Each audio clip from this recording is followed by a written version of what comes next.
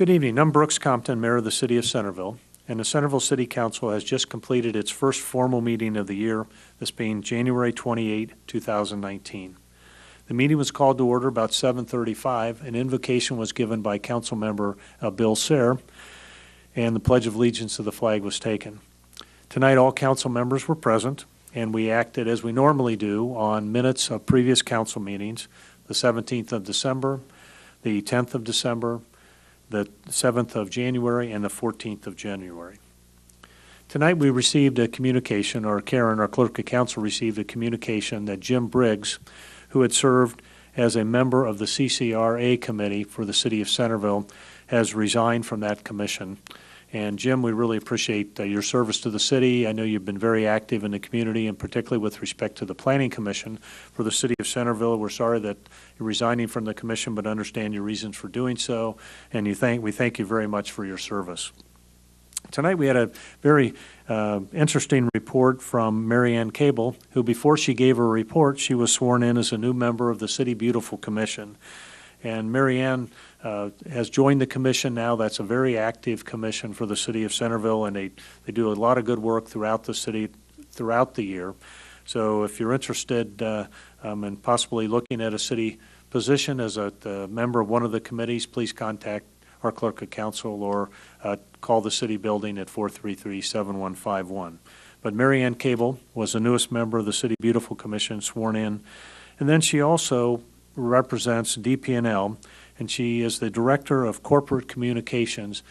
And Ann gave a very interesting report this evening about kind of the changes in utilities, the ability to easily access your account, to report under emergency situations, and also kind of the state of the industry with respect to electricity generation and where it's going, and the build out of the infrastructure for DP&L. So Ann gave a nice report, and you can see that in our full meeting if you have an opportunity to watch that from the Miami Valley Communications Council. Tonight we had no citizens' comments or petitions, and then we went into our full council reports. And the first thing that we did is each year we assign council liaisons, council representatives, and council committee members to each of the different committees or council liaisons that we participate in over the course of the year. And all of those were approved. Those will be part of our public record. So if you have any interest in any of those, contacting any of the council members who serve on any of those committees or liaisons with any of those committees, then feel free to pull that up on the city's website and know what council members are serving on what various committees and representatives throughout the county. Then there was a mayor's report, and that was a fairly brief report, but I wanted to comment on a couple things. The Centerville Police Department welcomed 2 new graduates of the Ohio Highway Patrol Training Academy last week. City Manager Wayne Davis, a number of police officers, the chief, Lieutenant Levine went up there, John Davis, a couple other officers were there to support the newest graduates of the Ohio Highway Patrol Academy, and that was Aaron Sensenbrenner, and also James Pelfrey graduated from the academy. Aaron Sensenbrenner won the Marksman Award from all the various graduates that participated in this academy through the Highway Patrol.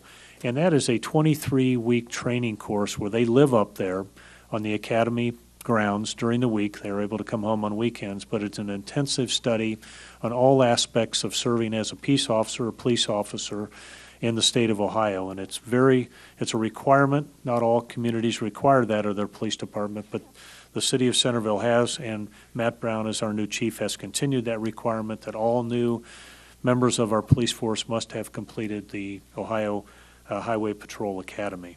So we welcome Aaron Sensenbrenner and James Pelfrey as new graduates of that program and congratulate them on doing so. I also wanted to mention that last Monday we had on January 21st for Martin Luther King Day celebration out at Yankee Trace. Very cold morning, but a great crowd, and we had a tremendous speaker that morning. That is also on Miami Valley Communications Council website. If you have a chance to see the Centerville Martin Luther King Day celebration, you have an opportunity to see an outstanding speaker. It was a great presentation, a very enjoyable event. very much loaded with history and the significance of Dr. King and all that he accomplished through some of his speeches, some of the reminiscences about things that he did during the course of his life, but a very good presentation. Also, we commented on Centerville Public Works. They've had a very full January so far with the 2 major snowstorms that we've had. They've done a terrific job. If you've had a chance to go throughout the community and see what a great job that Public Works has done in making our streets safe for passage throughout the city of Centerville. So we thank Public Works for doing so and all the hard work that they put in, because they put in some tremendous hours when we have a snowstorm, and they've done, again, a great job this year so far.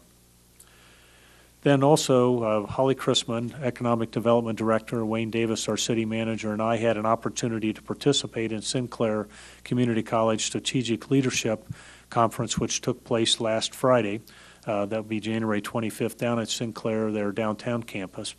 And it was really an excellent presentation about some of the work-based learning education requirements anymore, and how there's going to be a big shift towards incorporating work training or apprenticeships into college education, and that's going to be the focus for a strong college like Sinclair Community College that recognizes that and is working that into their programs.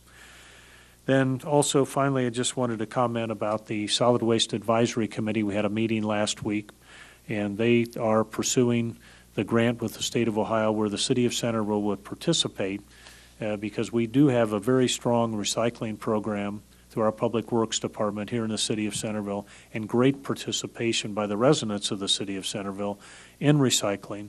And the county has asked us, and we've agreed to do so, to be an education program with respect to the recycling program as kind of a test program to establish what is a good solid way to educate people on what products can be recycled, what shouldn't be recycled, and recognizing that there's a significant change in the recycling product line that's acceptable so that it can't be contaminated. And Centerville's done a great job at really keeping their recyclables clean and usable, and the county's very pleased with that, and that's why we're going to participate in this program. We wanted to, staff presented it to us, the county came to us, a great presentation was made, and council supported it unanimously. We also then had our consent agenda after reports by Mr. Beals and Deputy Mayor Belinda Kenley, and also Councilmember John Palcher. All of them spoke a little bit about some of the activities they're involved in. John Beals with Miami Valley Regional Planning Commission, and Belinda Kenley with her involvement with the Ohio Municipal League. And John Palcher reminded the audience this evening of Art Unto Trace, which will take place on February the 9th, starting at 6:30 out at Yankee Trace. So we look forward to that really fine event. Then we did move to our consent agenda, and we had 7 items on the consent agenda, primarily dealing with items that council has reviewed in the past. We've worked on in our work sessions. They're not really of dispute at this point. We've reconciled any items with respect to the consent agenda, and all items are dealt with on one motion. We discuss each one of them, and we discussed them all this evening, but all of them were approved by council unanimously. One item of significance under the consent agenda, which I just want to bring to your attention, is that we brought up some new council rules, and it was made as a suggestion that our meetings on the 3rd Monday of each month, which has been our formal council meeting, we decided that we would go with 2 formal council meetings. One would be on the 1st Monday of each month, and the second one would be on the 3rd Monday. We'd continue to have work sessions around those meetings and also the work session on the 2nd Monday.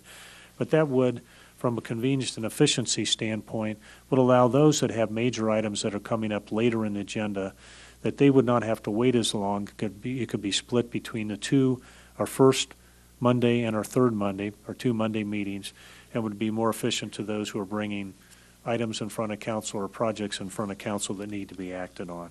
So starting in February, our first council meeting in February will be February 4th, with our second formal council meeting being February 18th.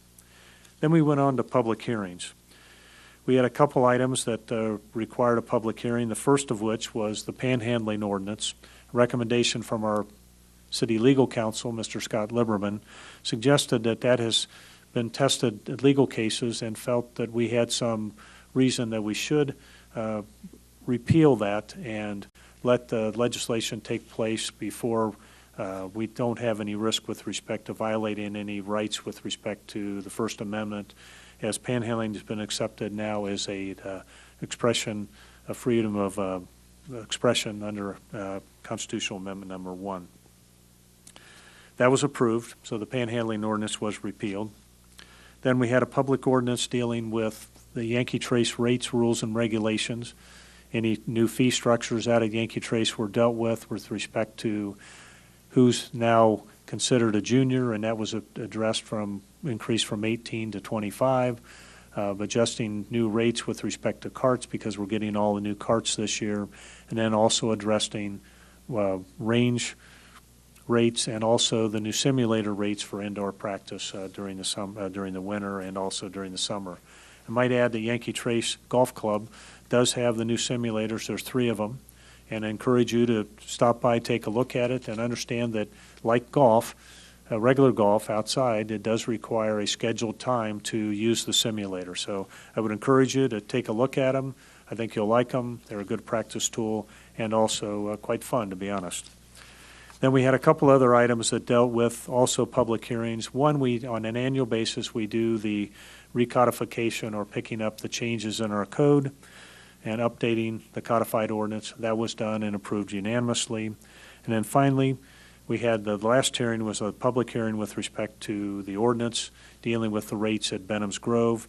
And Randy Bishop and Mariah Vogelsgang brought to council some changes with respect to how long the Benham's Grove may be rented for events, primarily weddings, and that changed, and that was approved unanimously to allow a new rate available for running the entire facility for 12 hours as opposed to just renting for 6.5 hours. So I say that was approved unanimously. Officer Train was here tonight on behalf of the Centerville Police Department during the course of our meeting, and Mr. Davis introduced our new finance director, Tyler Rourke, who's from the city of Hamilton, has started the first day of, I think the second day of January as a new city of Centerville finance director. The meeting was adjourned at a little right after 9 o'clock.